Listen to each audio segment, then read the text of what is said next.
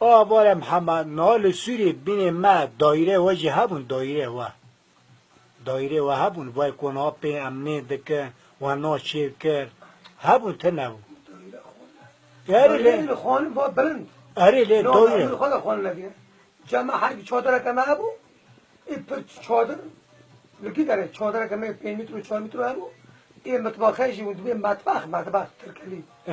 سلیمان اون تمامی مرادی سوری تمام ام زمانی و فهم مطبخه بو بابو ما دایره عمر خود الا ماده سوری ترکی من ما عمر خود عمر 40 60 سال دایره ندیدم اره خانه حد متر ندیدم آی ما جام دبی توالت و دبی چه و دبی آبدسخانه ای وجه هبون آبدسخانه هر مالا که برمیل کمه برمیل که داخل ابو هم دیگه خارج و برمیل لا کار خود کنم شو عکو چل با توالت کمه ما توالت عمر خود ندیدم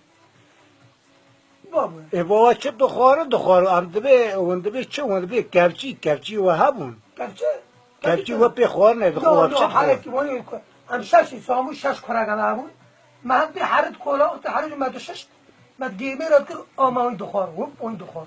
بابو کفچی ما عمر خود کفچی کروم چه تم کروم چی بگم به کروم یعنی حالت کروم جمع کو نو حالت کروم یعنی تو تم کفچی چی اول دبی خانی پال لب ام پی دخار باید ما کفچی اینال بدره مریش و دبی مریش محل وجه مریش کبو و مریش دوانی دخار میوانی که وداد و چه نو ما که دستان اوجی کویتی سید ابو چفت ها کو ابوجی چون سید که بتاو که خواهد دگرتن و این دام میدیم این دخار ده چابا نه که این پودن تمام نکری توکر گوش خوی سر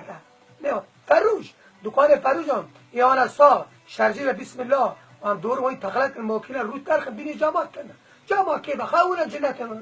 ما تشتاق نریم نو ماشي